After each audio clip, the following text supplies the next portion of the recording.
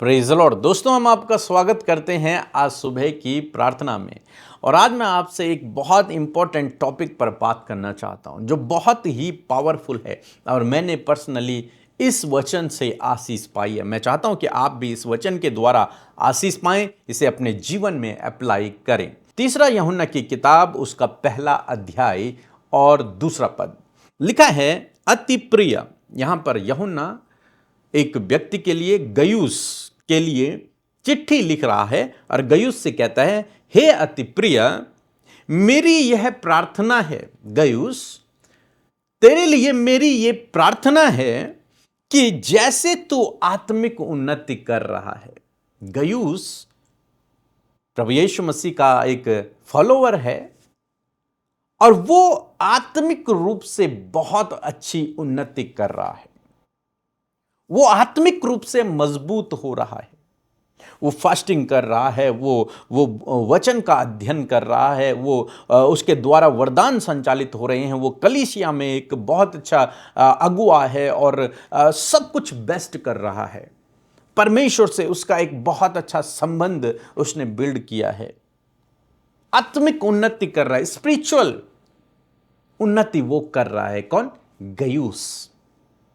और उसके लिए यूहन्ना चिट्ठी लिख रहा है, हे गयुस, जिसे मैं बहुत अधिक प्रेम करता हूं। गयुस, मेरी तेरे लिए एक प्रार्थना है। मेरी यह प्रार्थना है तेरे लिए कि तू जैसे आत्मिक क्षेत्र में बढ़ रहा है, आत्मिक उन्नति कर रहा है, उसी प्रकार से आगे लिखा है, वैसे ही तू सब बातों में उन्नति करे।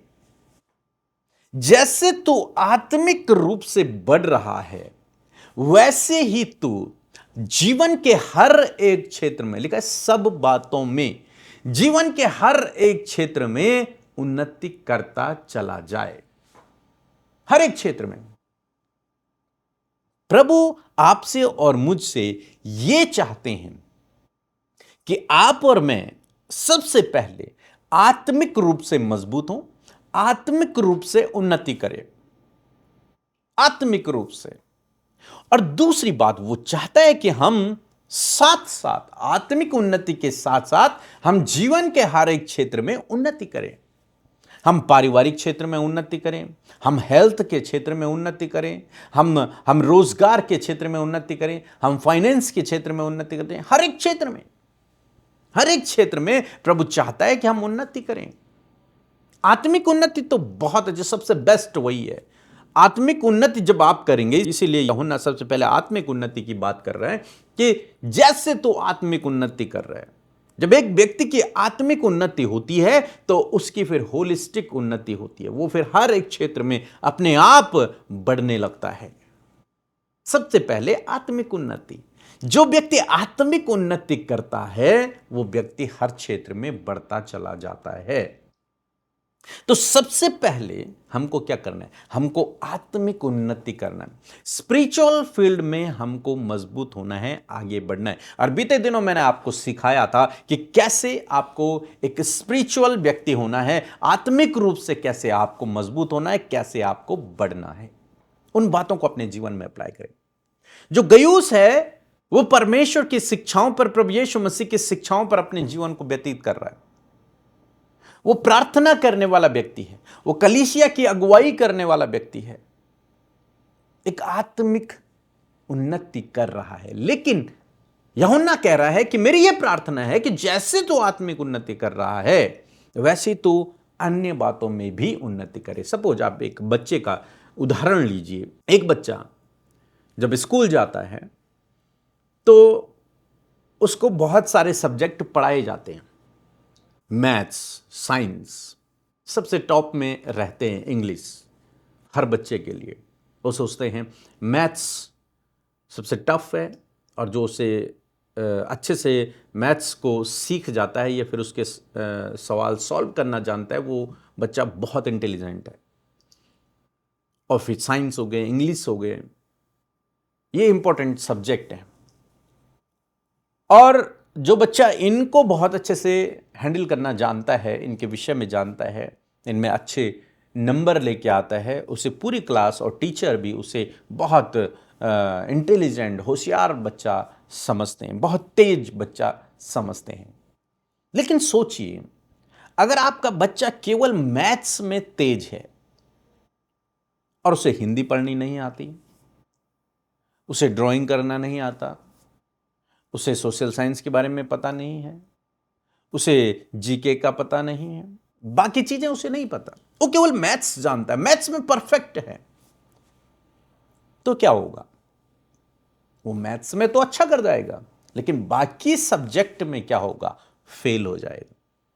बाकी सब्जेक्ट में उसके नंबर जो होंगे वो बहुत कम हो जाएंगे, क्योंकि उसने अपना जो फोकस है वो मैथ्स पर दिया और उसमें वो परफेक्ट हो गया है, लेकिन बाकी सब्जेक्ट जो हो गए वो पीछे छूट गए, उनमें उसके नंबर उतने अच्छे नहीं आ पाते।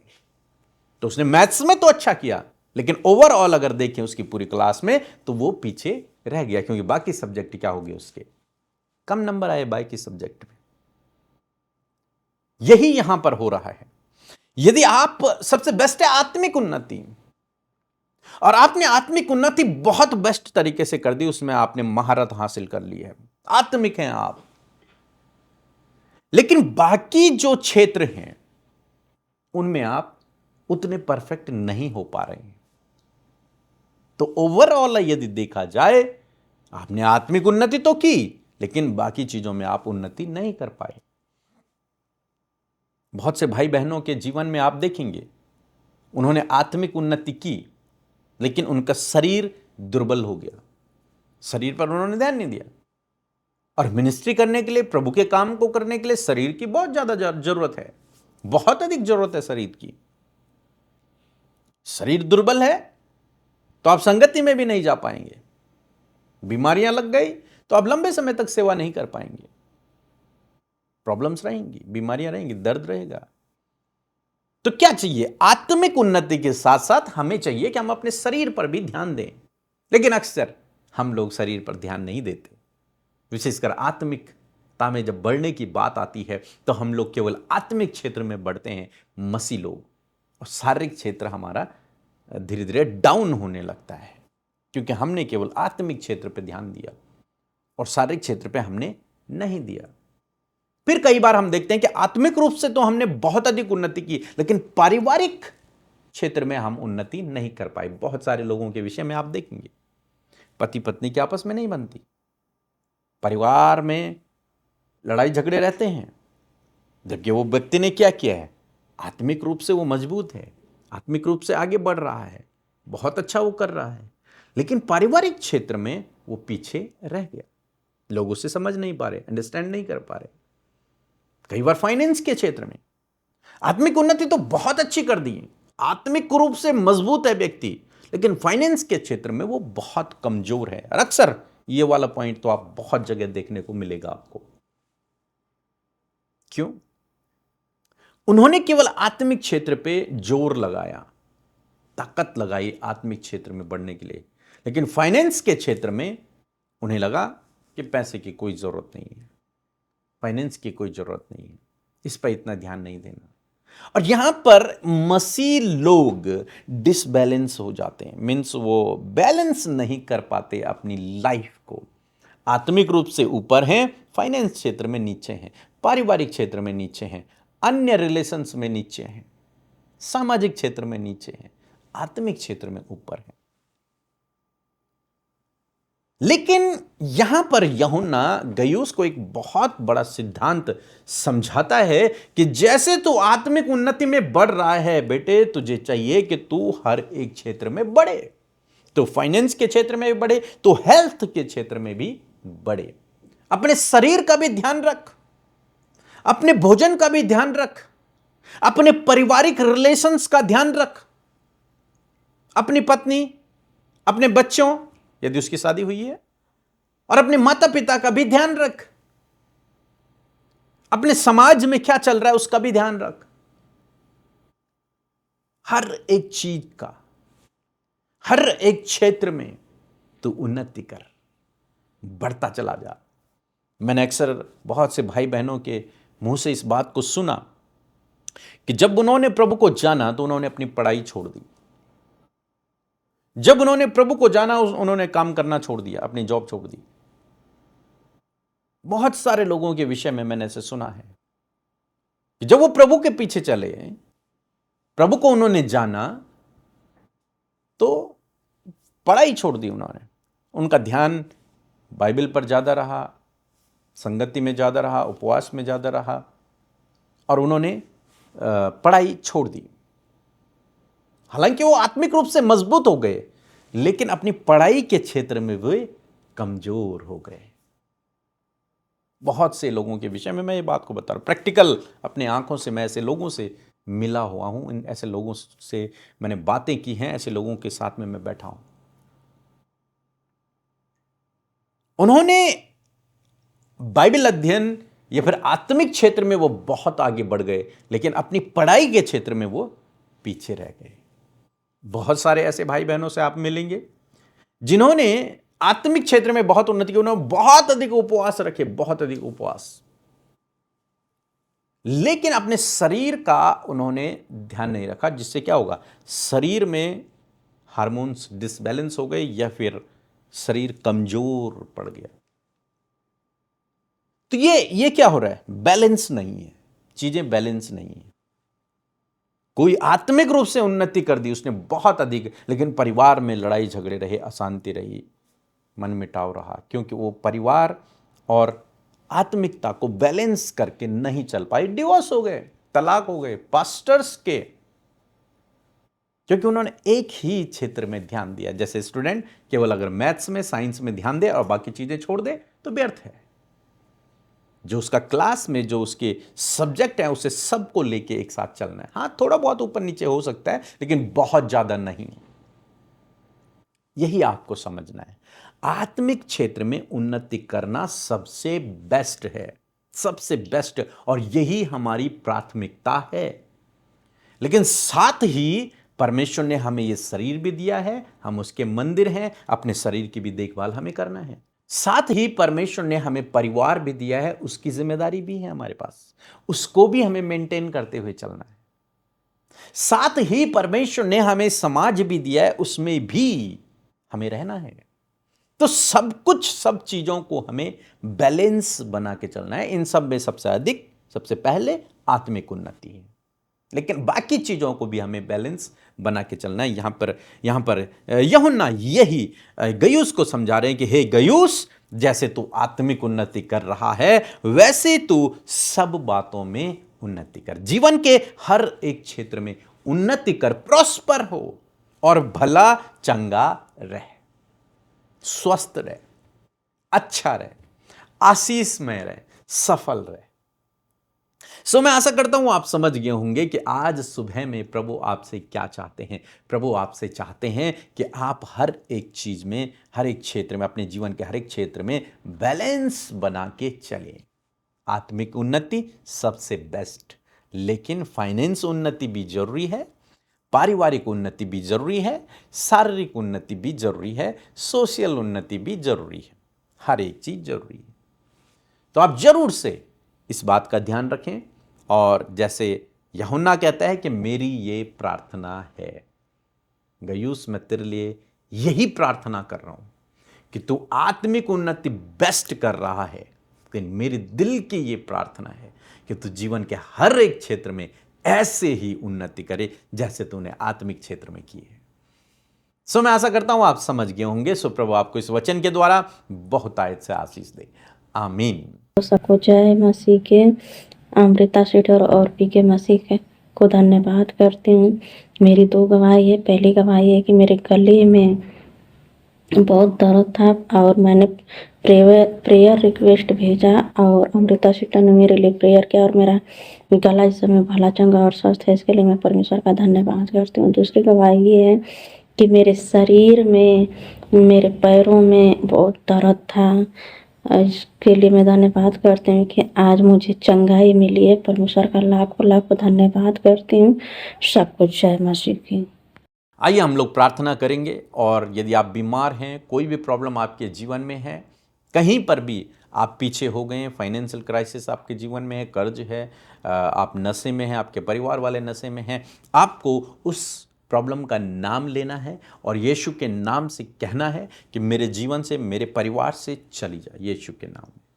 और जब आप ऐसा कहेंगे, प्रभु ने आपको अधिकार दिया है, जब आप अपने अधिकार का इस्तेमाल करेंगे, वो आपके जीवन से दूर चली जाएंगे। आइए हम प्रार्थना करें।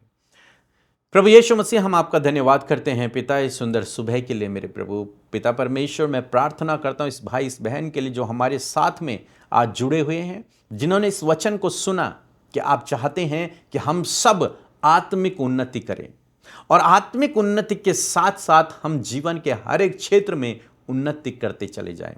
तो प्रभु आपसे प्रार्थना है, इस भाई इस बहन को ज्ञान बुद्धि समझ दे कि ये आत्मिक उन्नति करे प्रभु, आत्मिकता में बढ़ते चले जाएं प्रभु, ये संसार में नहीं बल्कि आत्मिक रूप से उन्नति करें। ये तुझसे एक व्यक्तिगत रिलेशन बिल्ड कर सके प्रभु, ये उपवास में, ये प्रार्थना में, ये कलीसिया में, ये संगति में प्रभु, ये प्रभु आत्मिक जीवन जीने में, तेरे कैरेक्टर, तेरे गुणों को अपनाने में सबसे पहले हो प्रभु जी। ज्ञान बुद्धि समझ दे प्रभु, और साथ ही प्रभु ये अपने जीवन के हर एक क्षेत्र में उन्नति करें प्रभु। प्रार्थना है ये फाइनेंस के क्षेत्र में उन्नति करें यीशु के नाम में। इनके लिए आप फाइनेंस के सोर्स खोलें, ये कर्ज से मुक्त हों यीशु के नाम में।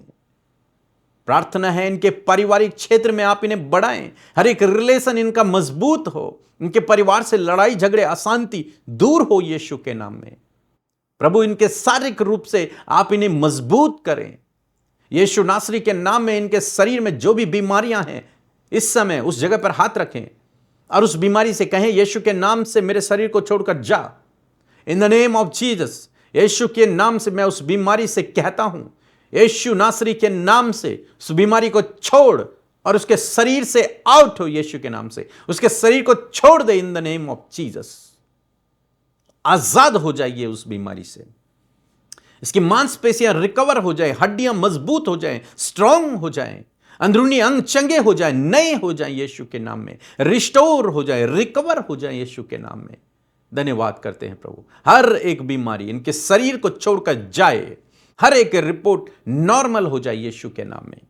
धन्यवाद करते हैं पिता, इनको जीवन के हर एक क्षेत्र में प्रभु आप बढ़ाएं प्रभु जी, ये उन्नति करें, हर एक क्षेत्र में उन्नति करें, ये प्रॉस्पर हों हर एक क्षेत्र में, इनके बच्चे प्रॉस्पर हों, इनका बिजनेस बढ़े, इनके जॉब में प्रमोशन हो, इनकी उन्नति हो। धन्यवाद करते हैं पिता परमेश्वर। प्रभु यीशु, प्रार्थना करता हूं इस भाई इस बहन के लिए, हर एक नेगेटिव थॉट्स यीशु के नाम से इनके विचारों से जाए, दुष्ट के कार्य यीशु के नाम से इनके घर से, इनके परिवारों से, इनके जीवन से जाए in the name of Jesus, यीशु नासरी के नाम में। धन्यवाद करते हैं आज का दिन इनके लिए अच्छा हो, खुशी से भरा हो, इनके काम सफल हों यीशु के नाम में।